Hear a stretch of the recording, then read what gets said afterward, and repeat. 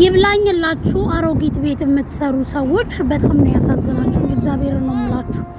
የኔ አሰሪ ሴትዬ በጣም ወጣት ናትና ያና አህል አትቆጣጠረኝም። እውነቱን ስነግራችሁ ማለት ነው።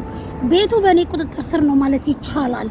ሁሉንም ነገር እኔ ነኝ አውቄ የማደርገው። ለምን ይሄ ያልሆነም ለምን ይሄ ያልተጸዳም ምናምን የምትል ሴትዮ አይደለችም። እና ከሳምንት እስከ ሳምንት ስራ ናት። ጠዋት ወጣ ነው ማታ የምትመጣው። መታራሱ ኮምፒውተር ላይ ምናምን በቃ ማለት አያም ፍሪ በይዘው በነፃነት ነው የምሰራው። ግን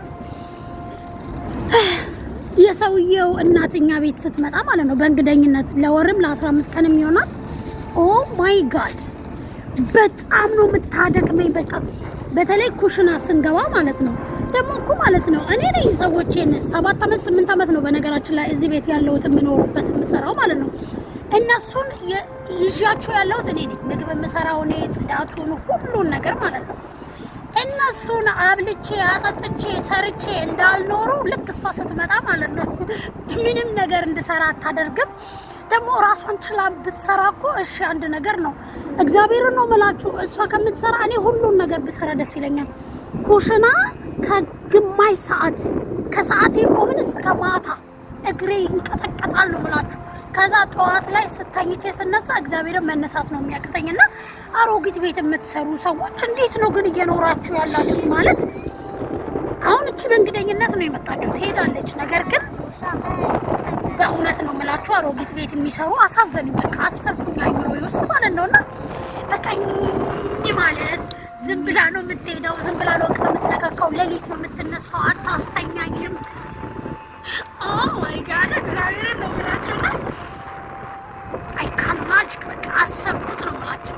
በአጋጣሚ ደግሞ ምንድነው የፀጉሬ ሽበት እንደዚህ የሆነው ነው የምላችሁ። ምን ላድርግ? እድሜ ነው እንዳልል ጌታን እድሜ አይደለም። የኔ ታላቅ እህት ራሱ 2 ልጆች ወልዳ ምናምን እንደዚህ የላትም። እና ምን ላድርግ? ምንድነው መድኃኒቱ? ኦር ደግሞ ጸጋ ነው እንዴ?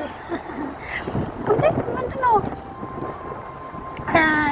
ጥርሴ በነገራችን ላይ በጣም ነጭ የሚያምር ነው፣ ግን ፊሊተሩ እዚህ ጋር ማለት ነው ቢጫ አላረገውም።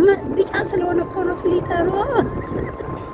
ኤኒዌይስ ኮሜንት ላስቀምጡልኝ ጌታ ብላችሁ አሮጊት ቤት የምትሰሩ ሰዎች ስታፕ ዶንት ኮፒ ሚ እዚህ ጋር ልጅ አለ ስታፕ ሶ እንዴት ነው እላቸዋለሁ። ቴንክ ዩ ሶ ማች ፎር ሊስኒንግ። ሼር፣ ኮፒ ሊንክ፣ ሪፖስት አድርጉ። Stop for free. Stop. I will do real video guys. Okay. I'm not joking. Can we do Snapchat? Okay, I will give you. Thank you so much. Bye guys. Comment askamento.